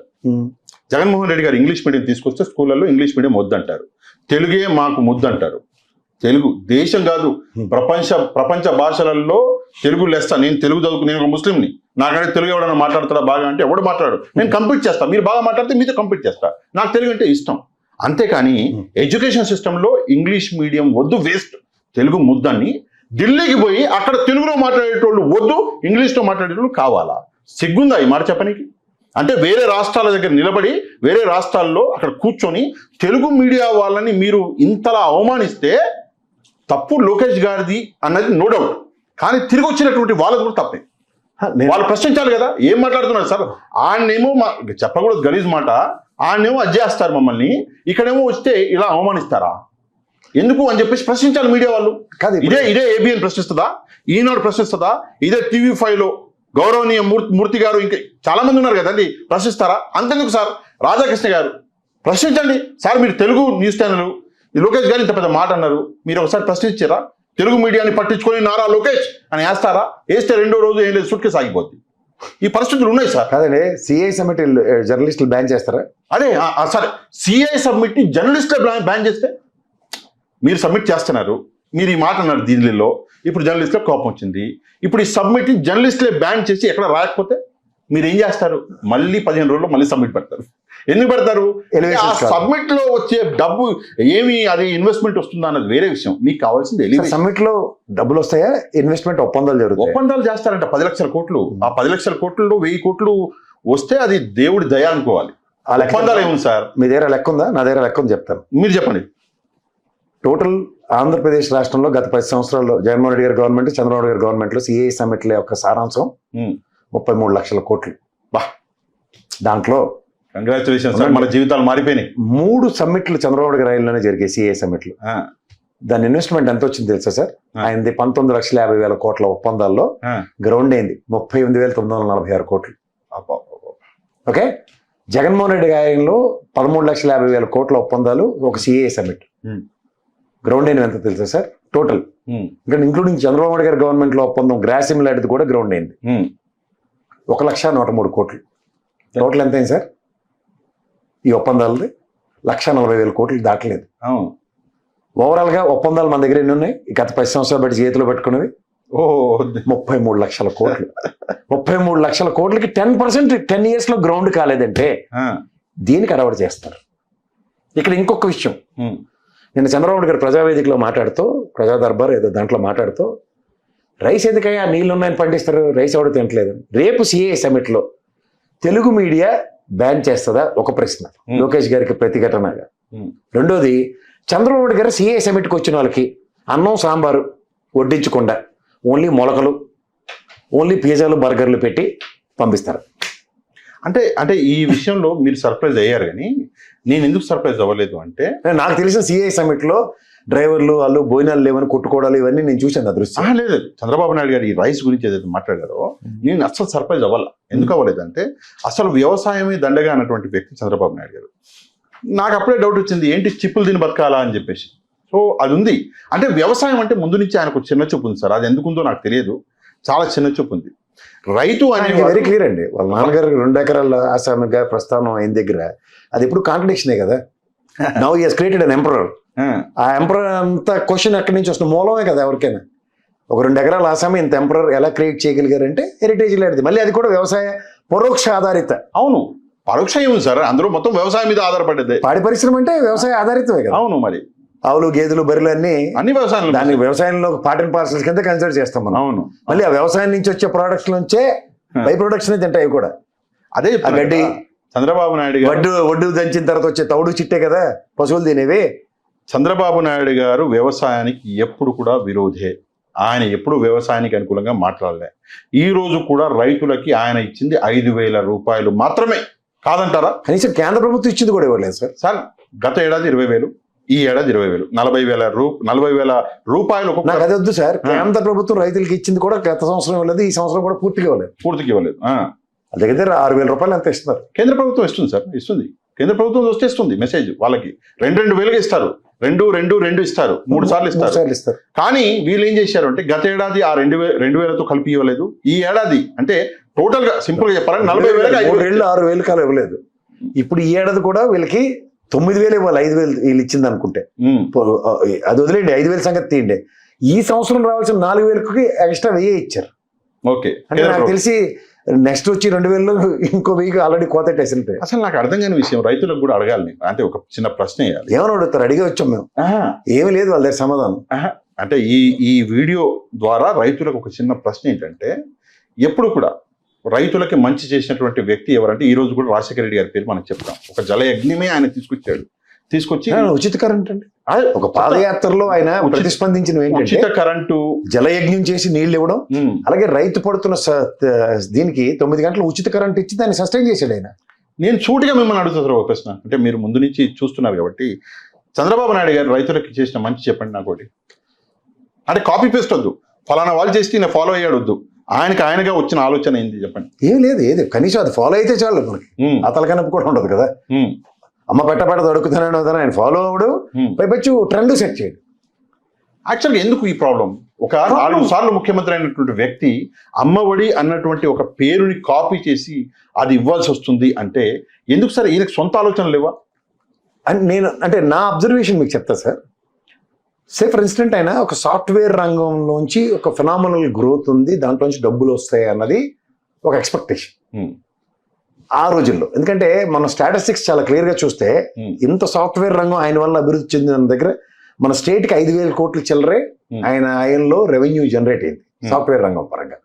అప్పటి నుంచి కూడా మీరు ట్రాక్ చూసుకుంటే, వ్యవసాయ ఆధారిత దేశంలో వ్యవసాయ అన్నపూర్ణగా పరిగణించే ఆంధ్రప్రదేశ్ నుంచి కూడా, సమైక్య రాష్ట్రం ఇప్పుడు విభజిత రాష్ట్రం నుంచి కూడా highest yield is always from agriculture sector. దానికి నాకు తెలిసి రాజశేఖర రెడ్డి, అంటే మనం కాంటెంపరరీ పాలిటిక్స్ లో రాజశేఖర రెడ్డి గారిని, చంద్రబాబు నాయుడు గారిని, ఇప్పుడు జగన్మోహన్ రెడ్డిని, చంద్రబాబు నాయుడు గారిని కంపేర్ చేయగలం మనం. సో ఇక్కడ మీరు మోర్ ఫోకస్ ఏదైతే మనకి రెవెన్యూ సోర్స్ ఉంది అనుకున్న దగ్గర 2 చేతులతోనూ బ్యాలెన్స్ చేసుకుని రాజశేఖర రెడ్డి ప్రభుత్వం, తర్వాత కిరణ్ కుమార్ రెడ్డి, రోసయ్య గారి ప్రభుత్వం, కేసీఆర్ గారి ప్రభుత్వం, జగన్మోహన్ రెడ్డి గారి ప్రభుత్వం, చంద్రబాబు గారి ప్రభుత్వాలు చూస్తే, వ్యవసాయాన్ని మిగిలిన రంగాల్ని 2 చేతులతో బ్యాలెన్స్ చేసిన 2014 దాకా ఘనత కాంగ్రెస్ ప్రభుత్వంలో రాజశేఖర రెడ్డి గారికి ఇవ్వాలి. అవును. సబ్సిక్వెంట్ గా విడిపోయిన రాష్ట్రాల్లో కూడా మీరు బ్యాలెన్స్ చేస్తారన్న దగ్గర export through IT sector yield కూడా చంద్రబాబు గారి ఆయనలో 14 నుంచి 19 దాకా, అంత కరోనా లేకపోయినా సరే pathetic. Compare to Jaganmohan Reddy చూసుకుంటే కూడా it is again phenomenal growth in IT sector. And where agriculture sector చూస్తే నేను 5 సంవత్సరాలు మన విభజిత రాష్ట్రం మాడదాం 58,974 కోట్ల వ్యవసాయ ఆధారిత రాష్ట్రం నుంచి వచ్చిన రెవెన్యూ స్టేట్ ఖజానాకి, అంత ఇంకేది ఇవ్వలేదు కూడా. జగన్మోహన్ రెడ్డి గారు అయినా 89,614 కోట్లు ఇంక్లూడింగ్ కరోనా. అంటే క్లియర్ మనకి ఎండ్ ఆఫ్ ద డే బడ్జెట్లోనూ ఏ ఫిగర్లతో మనకి రెవెన్యూ వచ్చింది ఏ సెక్టర్స్ నుంచి అన్నది చూస్తే రెన్యూవల్ 2 మన దగ్గర ఉన్నాయి. అంచేత ఖచ్చితంగా వ్యవసాయాన్ని అశ్రద్ధ చేస్తున్న చంద్రబాబు గారి కింద అభివర్ణించాలి. అదే అందరూ ఎట్లాంటి డౌట్ లేదు సార్. ముందు నుంచి ఇప్పుడు మీకు ఇంకోటి చెప్తా సార్, సెకీతో ఒప్పందం ₹2.50 తీసుకొచ్చాడు విత్ ట్రాన్స్పోర్టేషన్ 25 సంవత్సరాలకి. ఆ సోలార్ ఎనర్జీ ఏదైతే వస్తుందో అదంతా ఉచిత కరెంట్కి పర్ఫెక్ట్ విజనరీ ప్లాన్ అది జగన్మోహన్ రెడ్డి గారి. కానీ చూసుకోండి మీరు, అవును, రైతులకు ఉచిత కరెంట్ ఇవ్వడానికి ఒక ప్రాస్పెక్టివ్ డ్రైవ్ లో ₹2.50కి 20 years అగ్రిమెంట్ 25 years అగ్రిమెంట్ తీసుకొచ్చాడు. అది తప్పంట, అసలు తేవడం తప్పంట. అలాంటి కానీ ₹4.80 తీసుకొచ్చారు చంద్రబాబు నాయుడు గారు. మేలు నేను ఉంటుంది, మీరు ఇందాక పారాసిటమాల్ చెప్పారు, ఏది ఎడ్యుకేషన్ సెక్టర్. అలాగే వ్యవసాయ ఆధారిత రాష్ట్రంలో ఉచిత కరెంటు వాళ్ళ నాన్నగారి స్వప్నం అనుకున్నది కంటిన్యూగా ఏ గవర్నమెంట్ వచ్చినా కలో గెంచే ఇస్తుంది. ఈ చంద్రబాబు గారు కూడా ఇస్తున్న దానికి శాశ్వత పరిష్కారం ఇచ్చారు కదా. To be called as visionary Jaganmohan Reddy అనాలా, ఈయన అనాలా? For 25 years 25 years settlement prospective of state అనేది సెటిల్ చేసిన జగన్మోహన్ రెడ్డి ఏది అగ్రికల్చర్ సెక్టర్. అలాగే మీరు చెప్పిన పారాసిటమాల్ కి పారల్ గా ఏదైతే ఇంజెక్ట్ చేసిన antibiotic is nothing but education system 20 years కి సంపద సృష్టి ప్రోడక్ట్ తయారు చేయడానికి బేస్ క్రియేట్ చేయడం. ఇందులో మీ విజనరీ, ఈ 2 విజనరీలో చంద్రబాబు గారు విజనరీ అని చెప్పుకుంటాను. ఆయనకి ఏ ప్రాస్పెక్ట్ లో స్టేట్ విజనరీ అయ్యాడో నాకు ఒకసారి చెప్పండి సార్. ఈ ఎలక్ట్రిసిటీ కొనుగోలు అన్నది యాక్చువల్గా ఇది డైరెక్ట్లీ ఎఫెక్ట్ అన్నది మీరు చెప్పినట్టు వ్యవసాయానికి అవుతుంది. వ్యవసాయం గురించి ఆలోచించి మీకు మ్యారేజ్ చేస్తారు సార్, కుటుంబం నడపాలంటే మీ దగ్గర ఉద్యోగం జీతం ఉండాలి. అవును. అలాగే రాష్ట్రానికి నేను ఉచితాలు ఇస్తున్నాను అన్న దగ్గర ఉచితానికి పర్ఫెక్ట్ ప్లానింగ్ చేయడం అన్నది, మెటిక్యులస్ ప్లానింగ్ చేయడం అన్నది చాలా ఇంపార్టెంట్. అవును, దాన్ని కంపల్సేట్ చేయడం చాలా ఇంపార్టెంట్ కదా. ఇది చేసినోడిని అరే దూరదృష్టి, ఇప్పుడు మా నాన్న ఉన్నాడు, అరే నాకు మా నాన్న చాలా దూరదృష్టితో 2 ఎకరాల పొలం కొన్నాడు రా అక్కడ మాదాపూర్లో, ఇప్పుడు ఎంతరా నేను కోటేశ్వరుడు నేను చెప్పడానికి మా నాన్న విజనరీయా? అయితే 200 కోట్లు నేను నమ్మి నేను రా విజనరీ అంటే మీ నాన్నే విజనరీ కదా. అలా ఇప్పుడు చంద్రబాబు నాయుడు గారికి తాతకి దగ్గులు నేర్పినట్టు జగన్మోహన్ రెడ్డి విజనరీ అని మీరు చెప్పిన దానికి నేను ఇది చేశాను అని ఆయన రోజు నేను విజనరీ అని చెప్పుకోలేదు సార్. ఈయన చెప్పుకున్నాడు అండి. సరే, ఇది ఇక్కడ మనం పోస్ట్ మార్టం అది విశ్లేషకుడు ఇవాళ పోస్ట్ మార్టం చేసి మీరని నేనని చెప్తుంది ఏంటి, మీరు చెప్పిన విజనరీ డెఫినేషన్ కి చేస్తున్న పనులకి అసలు ఎక్కడ జగన్మోహన్ రెడ్డి చేసిన పనులకి ఎవడు విజనరీ అనేది మనం ఎస్టాబ్లిష్ చేస్తుంటే మనకి ఎక్కడి నుంచి మొదలు కొడుతున్నారు? అదే అంటాను, మనం వచ్చి జనరల్ గా విజనరీ అన్న వర్డ్ పని చూసి చెప్పాలి సార్. ఎవరు ఏం పని చేస్తున్నారు, ఇందాక మీరు చెప్పిన మొత్తం ఒకసారి అనాలిసిస్ చేసుకుంటే చేస్తున్నది ఎవరు? జగన్మోహన్ రెడ్డి గారు. విజనరీ ఎవరు అంటే జగన్మోహన్ రెడ్డి గారే అనాలి. మనం అనాలి. కానీ మనం అనంగానే ఏమవుతుంది చెప్పండి? జనరల్ గా మీరు అనంగానే మీరు డిబేట్లకు వెళ్తారు, అనంగానే ఏం చేస్తారు? ఒక అటాక్ చేస్తారు. ఏమని అటాక్ చేస్తారు? ముద్ర, మీరు వైసీపీ మనిషి అంటారు. అసలు నాకు సార్ అదంతా వద్దు. వైసీపీ మీకు ఏమైనా ఇచ్చింది ఇంతవరకు? ఏమిస్తుంది? ఏమన్నా పర్సనల్స్ ఫేవర్ చేసిందా? ఎవరికి నాకేమైనా చేసిందా? నేను ₹1,00,000 ఖర్చులు పెట్టుకున్నా. చెప్పాను, జనరల్ చెప్తున్నా. మాకు ఇచ్చింది ఇవ్వలేదు, అది వేరే సంగతి. కానీ అది ఎవడు ఇవ్వలేడు, అది నెక్స్ట్ ఇంకా వాళ్ళు అడగకుంటే మీరు, అది వేరే సంగతి. ఇంకా మాకు ఇవ్వండి అని చెప్పేసి అది వేరే సంగతి. కానీ ప్యూర్లీ వెన్ ఎవర్ సరే. ఇంకో విషయం చెప్తున్నా, ఇంతకుముందు జగన్మోహన్ రెడ్డి గారి ప్రభుత్వానికి ముందు చంద్రబాబు నాయుడు గారి ప్రభుత్వం ఉన్నప్పుడు చంద్రబాబు నాయుడు గారి ప్రభుత్వాన్ని ప్రశ్నించాము. నేనైతే ప్రశ్నించిన. జగన్మోహన్ రెడ్డి గారు ముఖ్యమంత్రిగా ఉన్నప్పుడు కూడా జగన్మోహన్ రెడ్డి గారి ప్రభుత్వాన్ని కూడా నేను ప్రశ్నించిన. ఆ వీడియోలు ఉన్నాయి. ఈ వెధవలు కొంతమంది ఆ వీడియోలు చూడరు సార్. ఒకరోజు అప్పట్లో ఒక ఎంపీ ఉన్నారు, సరే ఆయన పేరు అనవసరం, ఆయనది ఒక వీడియో వచ్చిందండి. ఆయన ఏదో బట్టలు తీసేసేదో వీడియో వచ్చింది. ఆ రోజు ఆ ఎంపీ గారికి అగేన్స్ట్గా వీడియోలో పెట్టినటువంటి మొట్టమొదటి వ్యక్తి నేనే. ఆయన ఏ పార్టీ ఏంటి? వైసీపీ కదా. చెప్తున్నా నేను. ఆ రోజు అరే ఈ వ్యక్తి ఫలానా టీడీపీ అతను అని చెప్పేసి ఆలోచించలేదా? అప్పుడెప్పుడు రోజా గారు ఒక మాట అన్నారు, సరే అవుట్ ఆఫ్ ద హీట్ వచ్చిందో మాట ఏదో అంటే ఆ రోజు కూడా నేను విమర్శించా, ఇది తప్పమ్మా ఇట్లా అనకూడదు అని చెప్పేసి. So what is wrong in that? నేను టీవీ డిబేట్ లో ఖండించాను అవి. అదే చెప్తున్నాను. ఇప్పుడు ఒక పార్టీకి సంబంధించినటువంటి స్పోక్స్ పర్సన్, ఒక అనలిస్ట్, వీళ్ళిద్దరూ సపరేట్. వీళ్ళిద్దరి మధ్యలో ఉన్నటువంటి డిఫరెన్స్ అన్నది అర్థం చేసుకోవాలి. మినిమం ఆలోచించాలి. ఆలోచించకుండా ఒక అనలిస్ట్ని పట్టుకొని నువ్వు పార్టీ కార్యకర్తవి అని చెప్పేసి మాట్లాడితే ఇక వాడి ఆలోచనకే వదిలేయాలి, మనం ఏం చేయలేము. ఎందుకంటే ఆ చిన్న బుర్ర. ఇంకో విషయం, ఈ పరిస్థితి వైసీపీలో అందరి దగ్గర లేదండి. చాలా నేను అబ్జర్వ్ చేసిన, జగన్మోహన్ రెడ్డి గారు ఎవరితోటి మాట్లాడి చాలా మర్యాదగా అన్న అంటాడు. ఎవరైనా చిన్నోడైనా అన్న అంటాడు, పెద్దనైనా. అదే పద్ధతి వైసీపీలో దాదాపుగా నాయకులు కార్యకర్తలందరూ ఫాలో అవుతారు. అబ్జర్వ్ చేస్తే మీరు వైసీపీ కార్యకర్త కూడా అన్న అంటాడు, అన్న అంటారు. చాలా చాలా మంచి ఒక అది ఉంది. టీడీపీలో కూడా వాళ్ళ కార్యకర్తలను రెస్పెక్ట్ చేసుకుంటారు, మర్యాదగా పెంచుకుంటారు రిలేషన్లను బట్టి. టీడీపీలో కూడా ఇది ఉంది, చాలా బాగుంది. But either it is TDP or YCP. ఒక బియ్యం బస్తగా ఉంటే అందులో ఒక చిన్న పురుగు ఉంటుంది. ఆ చిన్న పురుగు ఉందని చెప్పి బియ్యం బస్తను పారేయలేం కదా, ఎవడో ఉంటాడు. మనం ఆ విషయాన్ని చూసుకొని ఆ బియ్యం బస్తాను అయితే ఏం చేయలేం కదా సార్. కష్టపడి సంపాదించుకున్న బియ్యం బస్తా మన భారభారం ఉంటుంది, ఏడబాబా. ఆ ఒక్కడి వల్ల మనం ఒక పార్టీని కాదు, కానీ జనరల్గా ప్రాస్పెక్టివ్ ఉంది 100%. ఎక్కడికి వెళ్ళినా నలిగిపోయేవాడు అనలిస్టే. ఈ విషయాన్ని ఒకటి మీరు అబ్జర్వ్ చేస్తే ఎక్కడికి వెళ్ళినా నలిగిపోయాడు. ఇప్పుడు పార్టీ ఎవరో స్పోక్స్ పర్సన్ ఉన్నారు, ఆయన ఒక మాట అన్నా కూడా బ్యాకప్ పార్టీ ఉంది, పార్టీ చూసుకుంటుంది. మా పార్టీ కార్యకర్తలు అంటావా అని చెప్పేసి. ఇప్పుడు అనలిస్ట్ అంటే ఎవరు చూస్తారు సార్? మన అర్థంలో చూసుకోవాలి ఇంటికి అంటే ఏముంది. మొన్న నేను ఒక మాట ఏదో అన్నాను, దాన్ని పట్టుకొని ఇలా ట్రోల్ చేశారంటే, ఎలా ట్రోల్ చేశారంటే అది జగన్మోహన్ రెడ్డి గారు లేకపోయినా ఈ తుఫాన్లో నిలబడ్డ మొగోడు జగన్మోహన్ రెడ్డి అని నేను అనగానే ట్రోల్ చేసి పడేశారు. కాన్సెప్ట్ ఏంటంటే ఆయన తీసుకొచ్చినటువంటి సచివాలయాలు వాటి వల్ల చాలా ఉపయోగపడ్డాయి కదా. That was my concept. దాన్ని కట్ చేసేసి ఇటు కట్ చేస్తారు, మధ్యలో వేసి పడేస్తారు. మధ్యలో అదొక ఎంటర్టైన్మెంట్. మరి ఫ్యామిలీ ఏమో ఏంది ట్రోలింగ్స్ అని చెప్పేసి ఫ్యామిలీ మెంబర్స్ అడుగుతారు. ఇవన్నీ కామన్ సార్, మన జీవితాల్లో ఇట్స్ వెరీ కామన్ థింగ్. అందరూ డివేట్ అయినట్టు మనం డివేట్ అవ్వట్లేదు. ఎందుకంటే end of the day A points అయితే ఉన్నాయో, ఇప్పుడు ప్రభుత్వ విధానాల్లో ఉన్న లోటుపాట్లు అన్నదాన్ని ఎస్టాబ్లిష్ చేయడానికి ఒక విశ్లేషకుడు ఒక వైటల్ రోల్ ప్లే చేస్తాడనేది ఒక ప్రాథమిక అవగాహన. అవును. ఇప్పుడు పెద్దలు పెంటపాటి పుల్లారావు గారు కానీ, లేకపోతే నాగేశ్వరరావు గారు కానీ, ప్రొఫెసర్ నాగేశ్వరరావు గారు కానీ, లేదా తెలకపల్లి రావు గారు కానీ, ఇలాంటి పెద్దవాళ్ళని చూసే చాలా మంది స్ఫూర్తి పొందుతారు. అనలిస్ట్ అవ్వాలి అన్నది ఎందుకు వస్తుందంటే వాళ్ళు బయాస్డ్గా ఒక పక్క కూర్చుని అనే దానికన్నా, ఇప్పుడు ప్రభుత్వంలో ఇప్పుడు మన దురదృష్టం ఎలా ఏడిసిందంటే ఇక్కడ ఆంధ్రప్రదేశ్లో ఆడమైన అవుట్ అవడంటే వైఎస్ జగన్మోహన్ రెడ్డి పార్టీ. వాళ్ళ ముగ్గురు గతంలో తిట్టుకుని చచ్చినా, జుట్లు పీక్కు చచ్చినా, రాష్ట్రానికి ఏమీ చేయకపోయినా, వీళ్ళు వాళ్ళ మీద తిరగబడిపోయినా, వాళ్ళ మీద తిరగబడిపోయినా అవన్నీ మర్చిపోయారట వాళ్ళు. ప్రధానికి ధరం పోరాట దీక్ష సారాంశం ఏంటి? రాష్ట్రానికి మోడీ ప్రభుత్వం అన్యాయం చేసిందనే కదా. మళ్ళీ వీళ్ళకి ఇష్టమై 5 సంవత్సరాల తర్వాత కూడా అన్యాయం చేయలేదు, న్యాయం చేసేయడం ఎలా కన్విన్స్ చేయాలి నాకు అర్థం కావట్లేదు. ఎందుకంటే విభజన హామీ ఒక్కటి కూడా ఫుల్ఫిల్ కాలే. 5 ఏళ్ళు అపోజిషన్ కూర్చున్నారు కదా, కూర్చుంటే వీళ్ళకి జ్ఞానం వచ్చేసింది. ఏ జ్ఞానం? రాష్ట్రం మీద ఉండండి, ఇక్కడ ప్రజలకు తెలియాలి. రాష్ట్రం మీద జ్ఞానం వచ్చిందా లేదా స్వార్థం మీద జ్ఞానం వచ్చింది? స్వార్థం మీద వచ్చి రాష్ట్రం మీద ఇది చెప్పండి ప్రజలకి. ఎందుకంటే సార్ ఒక విషయం, మాకు అధికారం పోవడానికి బీజేపీతో పొత్తు లేకపోవడం అన్నది ఏ సుజనా చౌదరి చెప్పాడు, ఏ సీఎం రమేష్ చెప్పాడు, వాళ్ళైతే బీజేపీకి పోయారు సార్. వీళ్ళ వల్ల మళ్ళీ ఒక దేశ ప్రధానిని పట్టుకుని, అది కూడా భారతదేశ ప్రధానిని పట్టుకుని టెర్రరిస్టు అన్నారు చంద్రబాబు నాయుడు గారు. భారతదేశ ప్రధానిని పట్టుకుని ఇప్పుడు ఇష్టమే. ఒక నిమిషం విషయం మనం మాట్లాడండి. లేదు అన్నారు, వీడియోలు ఉన్నాయి. రెండవది భారతదేశ ప్రధాని భార్య గురించి మాట్లాడారు చంద్రబాబు నాయుడు గారు. ఆ రోజు నల్ల చొక్కా వేసుకుని మరి ఎందుకు మాట్లాడారు అంటే, ఆ రోజు రాష్ట్రానికి ఇచ్చినటువంటి హామీల కోసం మేము పోరాడుతున్నాము అని చెప్పేసి మాట్లాడారు. హామీలు పూర్తయిపోయినాయా?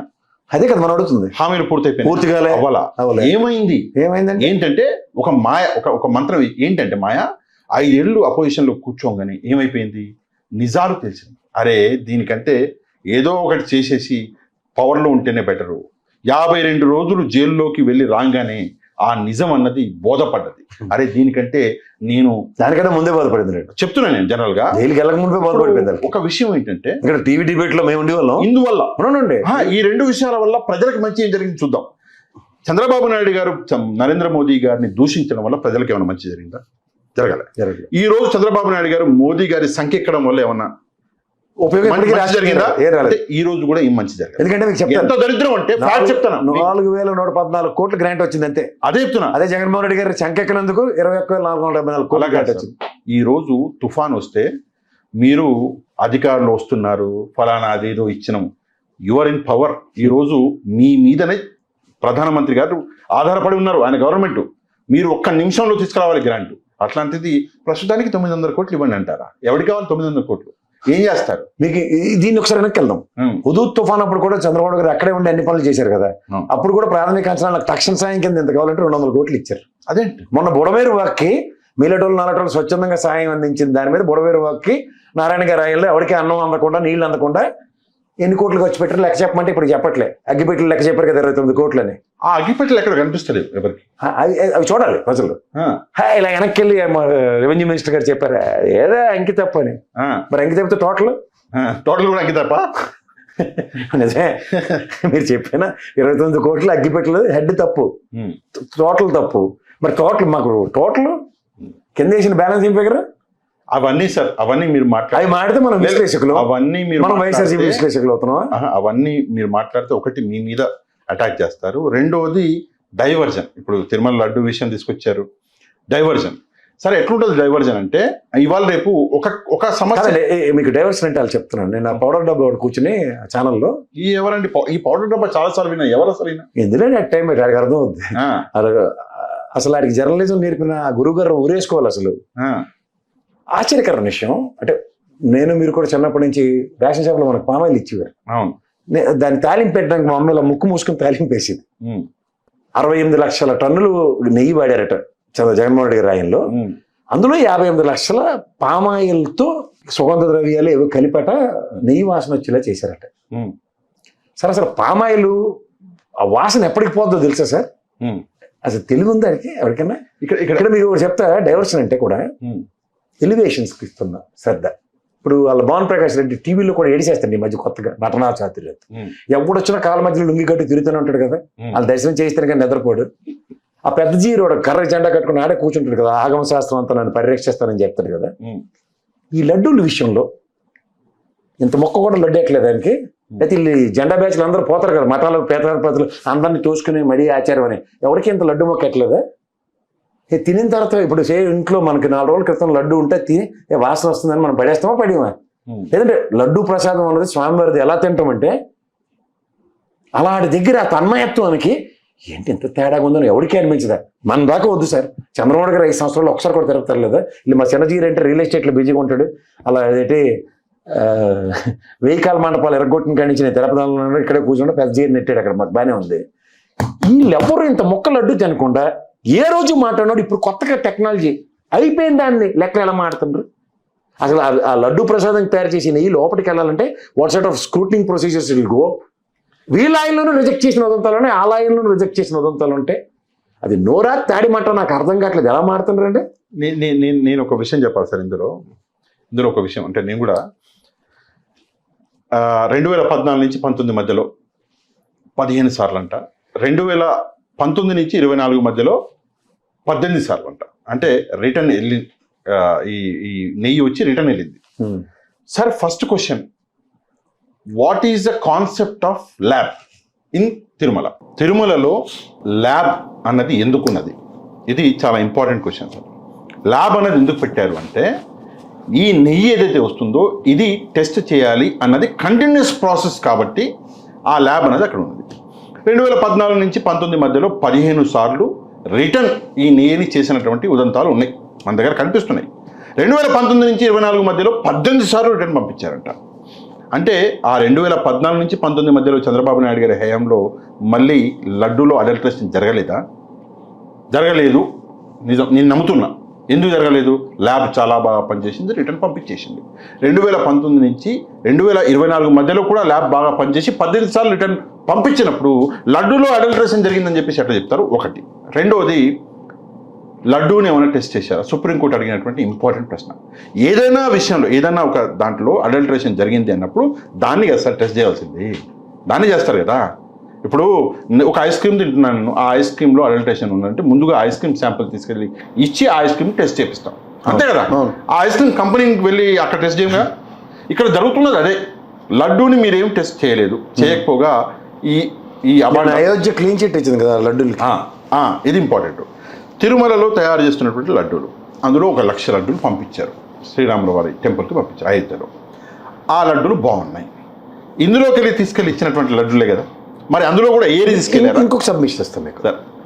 ఇక్కడ తిరుమల తిరుపతి దేవస్థానం జగన్మోహన్ రెడ్డి కదా గుడి కట్టాడు, స్వామివారిది ఫ్లైట్లో లడ్డూలు తీసుకొస్తారు ఇక్కడికి. వీళ్ళు చంద్రబాబు నాయుడు గారు జైల్లో పెట్టినప్పుడు 1,00,000 మంది కొవ్వొత్తులు ర్యాలీలు చేశారు కదా. మరి ఆ కోతులు ర్యాలీ చేసిన వాళ్ళు ఎవడైనా సరే ఈ తిరుమల లడ్డు తిన్నని వాడు ఎవడన్నా ఉన్నాడా ఉండి ఇదేంటి ఇక్కడ మాకు టీడీడీ దేవాలయంలో వచ్చిన లడ్డు ఇంత కండామినేషన్ ఉందని ఏ మీడియాకైనా కూర్చుని సోఫార్ ఈ తపేలా సంఘంలో కూర్చుని అవడం చెప్పాడు. ఎవ్వరు కూడా చెప్పలేదు. అది ఒకసారి 5 సంవత్సరాల ట్రాక్ రికార్డ్. ఆ విషయాన్ని పక్కన పెడితే ఒక సెకండు, 320 రూపాయలకి జగన్మోహన్ రెడ్డి అసలు నెయ్యి ఎట్లా కొంటాడు? ఆ నెయ్యి అసలు కల్తీ లేని నెయ్య? 320 రూపాయలకి అసలు నెయ్యి అనేది వస్తుందా? స్వచ్ఛమైన నెయ్యి? ఏం మాట్లాడుతున్నావు అన్నారు. సరే ఓకే, మీ మాట ఒప్పుకుందాము. 3000 రూపాయలకి కల్తీ లేని నెయ్యి వస్తుంది అన్నారు. ఈనాడులో అయితే 1000 రూపాయల నుంచి 1600 రూపాయలు పడుతుంది. అట్లాంటి జగన్మోహన్ రెడ్డి 320 రూపాయలకి ఎట్లా కొంటున్నాడు అంటే ఇది నకిలీ నెయ్యి అని ఈనాడు అని కూడా రాసిండు. సింపుల్ గా మాకు ఈ రోజు ఎంత కొంటున్నారు? మా ఇంటి పైన ఒక అతను హర్యానాలో జెర్సీ ఆవులు ఉంటాయి కదా, ఆ నెయ్యి 2500 రూపాయలకి అమ్ముతున్నాడు. నేను అదే చెప్తున్నా. నాకు అది ఇవాళ ఆశ్చర్యం. 2500 అంటే ఆయన చెప్పాడు. అది కాదు, ఎంతకైనా అమ్మేమండి. నా ప్రశ్న ఏంటి, ఈరోజు 13 నవంబర్ 2025 ఈరోజు చంద్రబాబు నాయుడు గారు కేజీ నెయ్యి తిరుమలలో ఎంత కొంటున్నారు? సమాధానం చెప్పు. 3000 రూపాయలు కొంటున్నారా? సమాధానం చెప్పాలి. కొంటం లేదు అంటే ఈరోజు నకిలీ నెయ్యి అది ఒకటి. రెండోది 2014 నుంచి 19 మధ్యలో ఎంత కొన్నారు? 276 రూపాయలు కేజీ కొన్నారు. మరి అది కూడా నకిలీ నెయ్యి అంటే మీరు కొంటే తక్కువ ధరలో నకిలీ నెయ్యి కాదు, అది అసలైన నెయ్యి. జగన్మోహన్ రెడ్డి గారు కొంటేనేమో అది నకిలీ నెయ్యి. అంటే ప్రజల్ని మభ్యపెట్టడానికి చేయవలసిన అన్ని ప్రయత్నాలు చేస్తున్నారు. ఎన్ని ప్రయత్నాలు చేయాలో చేస్తున్నారు. ఇందులో ఇంకోటి ఏంటంటే సుప్రీంకోర్టు దీని మీద మాట్లాడొద్దు, దేవుణ్ణి మధ్యలోకి లాగొద్దన్నా సరే ఆ డైరెక్షన్ వీళ్ళకి వర్తించు. అదే. అండ్ ఇక్కడ ఇంకో చిన్న వింత విషయం నడుస్తుంది సార్. ఏం వింత విషయం అంటే, నన్ను టార్గెట్ చేయాలి, మిమ్మల్ని పట్టుకుంటారు, కూర్చోబెడతారు, మిమ్మల్ని హింసిస్తారు, ఏదో మీకు ప్రలోభ పెడతారు, నా పేరు మీతో చెప్పిస్తారు. ఈరోజు వైవి సుబ్బారెడ్డి గారి విషయంలో అదే జరుగుతుంది. అతను ఎవరో ఏదో ఏపీ భవన్ అధికారంట, ఆ అధికారి ఎప్పుడో ఈయనకి పిఏగా పనిచేశాడంట, పిఏగానో ఏదో కలిసి పనిచేశాడంట. మరి ఆ అధికారి ఈయన పేరు చెప్పడం ఏంటి? అసలు ఆ ఏపీ భవన్ అధికారికి టీటీడీకి సంబంధం ఏంది? అంత అర్థం కాని కాన్సెప్ట్. రెండోది, అదే అధికారి ఈరోజు ఏదైతే వైవి సుబ్బారెడ్డి గారి పేరు చెప్తున్నాడో తనే టీడీపీ నాయకుల దగ్గర రీసెంట్గా పనిచేశాడు. మరి రీసెంట్గా ఏంటి, ఇప్పుడు ఆయన ఎంపీ గారి దగ్గర పిఏ అతను అదే పనిచేశాడు కదా. మరి ఎప్పటి నుంచి చెప్పండి, పర్లేదు చెప్పండి, మీకు తెలుసు. నేననేది ఏంటంటే, సరే తన పేరు చెప్పాడు, సుబ్బారెడ్డి టెన్యూర్లో కాదు మళ్ళీ అదే చెప్తున్నా కదా. విషయం ఎంత జోక్ అంటే సార్, మీరు వైవి సుబ్బారెడ్డి గారికి మీరు నోటీసులు పంపించినప్పుడు ముందు వాళ్ళకు కూడా పంపించాలి కదా. తను మీ దగ్గర. ఇంకొక సర్ప్రైజింగ్ ఎలిమెంట్ ఉంది. వేమిరెడ్డి ప్రశాంత్ రెడ్డి గారు టీటీడీ బోర్డులో one of the member Jaganmohan Reddy గారి గవర్నమెంట్. అది కూడా ఏంటి పర్చేస్ సార్, ఇది చాలా ఇంపార్టెంట్. నాకు ఇవన్నీ వద్దు సార్. సుధామూర్తి గారు మేము అందరం గౌరవించే ఒక మహనీయురాలు ఆవిడ కూడా టీటీడీ బోర్డు మెంబర్. ఆవిడ వచ్చి ఈ కండామినేషన్లో నేను ఎంత చెప్పినా వినలేదని ఆవిడ ఒక స్టేట్మెంట్ ఇమ్మనండి. సార్ ఎందుకు సార్ ఆమెను కష్టపడతారు? ఎందుకంటే రాజకీయ రెస్పాన్సిబిలిటీ ఆఫ్ ఏ కమిటీ. అట్లా కాదు సార్, బోర్డు మెంబర్లు దేనికి ఇస్తారు? అవును. అంటే నేను అంటుంది ఏంటంటే, స్వామివారికి అపచారం అన్న దగ్గర నాకు పెద్ద జిగారు అక్కడ. నేను గుడ్డుగురానికి పలుతవుతుంటా అక్కడ కూర్చొని. ఎందుకంటే ఆగమశాస్త్రంకి విరుద్ధంగా ఏం చేసినా అతను ఒప్పుకోడు. నేను కూడా చెప్తున్నాను, ఒక హిందువుగా నా పవిత్రతకి భంగం కలిగిస్తున్నందుకు విశ్వ హిందూ పరిషత్ వాళ్ళు, మాకు హిందూ ప్రతినిధులు రాలే కదా మాకు, వాళ్ళు ఏం చేస్తున్నారు? వాళ్ళు ఎందుకు వచ్చి మాట్లాడట్లే? సీరియస్గా చెప్తున్నాను. ఇవాళ పెద్ద జీరో నాకు ఆ రోజు జగన్మోహన్ రెడ్డి, సుబ్బారెడ్డి, భువన్ కరుణాకర్ రెడ్డి నన్ను పేక పెట్టేశారు, చంపేతనని భయంపించారు. అందుకని నేను చెప్పలేకపోయినా చెప్పమను, ఒప్పుకుంటాం. రెండు విషయం, ఎందుకంటే వీళ్ళేమో అచ్చాని పచ్చపోసలు కదా, రమణ దీక్షలు అయితే రాజకీయాలే మాట్లాడాడు కదా అక్కడ కూర్చుని, స్వామివారి కంకర్యలు చేసి అతను. అవును, రాజకీయాలు మాట్లాడు కదా.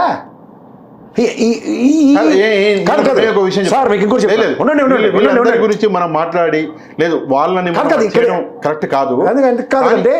మీరు ఉండండి ఒక నిమిషం. You may have an apprehension because మీరు ముస్లిం అవ్వచ్చు, నేను కాదు. అట్లా కాదు. ఎందుకంటే ఇప్పుడు చెప్తున్నాను వినండి, బ్రాహ్మణ సనాతులందరూ అక్కడ లడ్డూ ప్రసాదం ఇలా కలిపి తయారు చేస్తారు, అవునా కదా? పోటు నుంచి తయారు చేసేది. మీరు వెళ్ళారు తిరుమల? వెళ్ళలేదు. ఒకసారి వెళ్ళాలని డిక్లరేషన్ ఇచ్చిన, తప్పలేదు, తప్పకుండా వెళ్తాను. వెళ్ళి చూసారు సార్, వెళ్ళాలి కూడా. మా దేవుణ్ణి మీరు చూస్తే మీరు తన్మయత్వం చెందుతారు. ఒక మాట చెప్తున్నాను, ఆశ్చర్యకరమైన విషయం ఏంటంటే, ఈ భరతఖండంలో సిపాయిల తిరుగుబాటు, పంది కొవ్వుతో చేసిన తోట తీమంటే తిరగబడిన గొడ్డరాయిది, అలాంటిది సనాతన ధర్మాన్ని పరిరక్షించే బ్రాహ్మణోత్తములు మీరు చెప్పిన దిక్కుమాల కొవ్వుని ముట్టుకుంటున్నారంటే ఎలా మేము అంత వెర్రి సన్నాసంలో కనబడుతున్నామా? ఈ తిరుగుబాటు చేసిన ఈ గడ్డలో వాళ్ళ తిరుగుబాటు ఎలా ఉంటుంది మనం మర్చిపోయినా చరిత్ర మనకి చెల్లు మన కొట్టి నిద్ర లేపుతూ ఉంటుంది ప్రతి నిమిషం. పవన్ కళ్యాణ్ గారు వచ్చారు కదా సార్, అప్పుడు మాట్లాడారు ఏడు మెట్లు కడగడానిక సార్. చదువుకొని వస్తే హిస్టరీలు తెలుస్తే. ఒకవేళ అన్ఫార్చునేట్గా ఏదైనా ఇష్యూ ఉండుంటే తప్పకుండా లడ్డూ తినేవాళ్ళు ఎవరికో ఒకరికి ఒక సందేహం కలిగేది, 100% కలిగేది సార్. మా అక్క సార్ బ్రాహ్మణోత్తములు అక్కడ తయారు చేసే వాళ్ళకి ఫస్ట్ వాళ్ళకి సార్ తయారు చేసేటప్పుడే చెప్పేస్తారు వాళ్ళు, ఎందుకంటే దే ఆర్ ఎక్స్పర్ట్స్. వాళ్ళు సంవత్సరాల కాలం నుంచి చేస్తున్న పని అదే. అరే ఇంట్లో మన అమ్మ బూందీ లడ్డు చేస్తే పాకం తగ్గిందిరా, ఉండ సొట్లైపోతున్నావురా అన్నది. అవును అవును అవును, అది 100% సార్, 100% చేస్తారు. నెయ్య తెలియదా సార్? కానీ ఒక విషయం ఉంది ఇక్కడ, మనం ఇద్దరం మాట్లాడుకోవాల్సిన విషయం ఏంటంటే this all comes under diversion politics. ఎందుకంటే సంవత్సరం క్రితం ఇది వచ్చింది, మీకు తెలుసు, 18 సెప్టెంబర్ 2024 చంద్రబాబు నాయుడు గారు చెప్పారు ఏమని, జంతువుల కొవ్వు కలిసింది అని. ఈరోజు జంతువు అన్న కాన్సెప్టే లేదు, జంతువు కొవ్వు అని మాట్లాడడం లేదు అసలు. ఏమంటున్నారు అంటే రసాయనాలు కలిసాయి. మరి చంద్రబాబు నాయుడు గారు ముందు బయటకు వచ్చి మీకు క్షమాపణ, నాకు క్షమాపణ, మన అందరికి క్షమాపణ చెప్పాలి కదా. క్షమాపణ చెప్పాలా లేదా? జంతువు కొవ్వు అని చెప్పేసి ఒక ముఖ్యమంత్రి ఎలా మాట్లాడతాడు? అది ఎంత పెద్ద మాట. ఇందాకే మీరు చెప్పారు ఒక పెద్ద ఉద్యమం నడిచింది అని చెప్పేసి. మరి అట్లాంటిది ఒక ముఖ్యమంత్రి ఇంతలా హిందువుల మనోభావాలను దెబ్బతీసే ప్రయత్నం చేసినప్పుడు తప్పు జరిగింది, నేను తప్పుగా విన్నాను ఆ రోజు అని చెప్పేసి చంద్రబాబు నాయుడు గారు బయటకు వచ్చి మాట్లాడాలి. మాట్లాడకుండా చంద్రబాబు నాయుడు గారు ఈరోజు మళ్ళీ మాట మార్చి, చంద్రబాబు నాయుడు గారు అంటే ఆయన పేపర్లు మాట మార్చేసి రసాయనాలు అది ఇది అంటుంటే నిజంగా చాలా బాధేస్తుంది. అంటే రాజకీయాలు చేయండి సార్, కొట్టుకోండి, మీరు తప్పు చేస్తున్నారా లేదా కోర్టులు చూసుకుంటాయి. కానీ మధ్యలోకి దేవుళ్ళని లాక్కొచ్చి దేవుళ్ళని రాజకీయాలలో పెట్టి తిరుమల లడ్డు, తిరుమల తిరుపతి దేవస్థానం అంటే సార్ వెంకటేశ్వర స్వామిని ప్రపంచం సార్, వాడు హిందూ అయినా, ముస్లిం అయినా, క్రిస్టియన్ అయినా, ఎవరైనా సరే వెంకటేశ్వర స్వామిని ప్రపంచం మొత్తము ఆయనను ఒకసారి చూడాలి అని చెప్పేసి తాతాలు ఆడతారు. బీబీ రాజారామ గారు ఎవరండి? అదే చెప్తున్నాను, మొన్న నేను మీ సామాజిక వర్గం అదే చెప్తున్నాను. కడపలో సార్ దర్గా, కడపలో ముస్లిమ్స్ వెంకటేశ్వర స్వామిని అల్లుడుగా, ఎందుకంటే బీబీ నాంచారమ్మని పెళ్లి చేసుకున్నారు కాబట్టి అది ఆ సంప్రదాయం ఉంది. మీరు రాజకీయాల కోసం దేవుళ్ళని లాగి కింద నుంచి పైకి మీరు మెట్లు కడిగి నేను ఆమె అన్అపాలజెటిక్ సనాతని హిందూ అని చెప్పేసి ఊగిపోయి రాజకీయాలలో ఇట్లాంటి మాటలు మాట్లాడి జంతువు కొవ్వు కలిసిందని ఎవరిని కించపరుస్తున్నారు? మా నమ్మకాన్ని కదా, తెలియని చిన్నపిల్లడు మా నమ్మకాన్ని కదా కించపరిచేది. దయచేసి ఒకసారి రాజకీయాలు ఇప్పటికి కూడా జరిగింది ఏం లేదు, ఇప్పటికి కూడా మీరు క్షమాపణ చెప్పకపోయినా పర్లేదు. అట్లీస్ట్ ఈ ఏదైతే వార్తలు రాస్తున్నారో మీ మీడియా ఆపి ఈ విషయాన్ని సార్ గత ఏడాది మొదలు పెట్టారు, మేమందరం మర్చిపోయాం, మళ్ళీ ఇప్పుడు తీసుకొచ్చారు. వేరే చాలా ఉన్నాయి డైవర్జన్ పాలిటిక్స్, చాలా ఉన్నాయి. మీరు ఆ డైవర్జన్ పాలిటిక్స్ చేసుకోండి. మీకు కుదరకపోతే నన్ను అడగండి, ఒక రెండు నేను చెప్తా డైవర్జన్ పాలిటిక్స్. సరే జత్వాన్ని వాడేసుకున్నారు, నన్ను అడగండి, నేను ఒక రెండు చెప్తా. అంతేకాని దయచేసి ఈ తిరుమల లడ్డు వ్యవహారాన్ని ఇంతటితో ఆపండి. ఇంకో చిన్న విషయం చెప్తాను సార్ మీకు, చాలా ఇంపార్టెంట్ విషయం. ఈ విషయంలో హిందువులు చాలా సెంటిమెంట్గా ఉన్నారు. ఒకవేళ కొంచెం లైన్ మీరు అటు ఇటు దాటినా కూడా రేపు పొద్దున మీ పార్టీ భవిష్యత్తు మొత్తం అంధకారంలోకి వెళ్ళిపోద్ది. మొత్తం ఆలోచించి అడుగు వేయాలి, అంతే, ఇంకేం లేదు. Nice talking to you. Right sir, thank you. వస్తే థ్యాంక్ యూ. హలో, తెలుగు రాజ్యం ఛానల్ చూస్తున్నారా?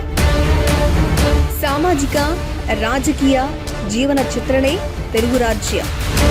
అతిశయోక్తులు, అసత్యాలు ఉండవు.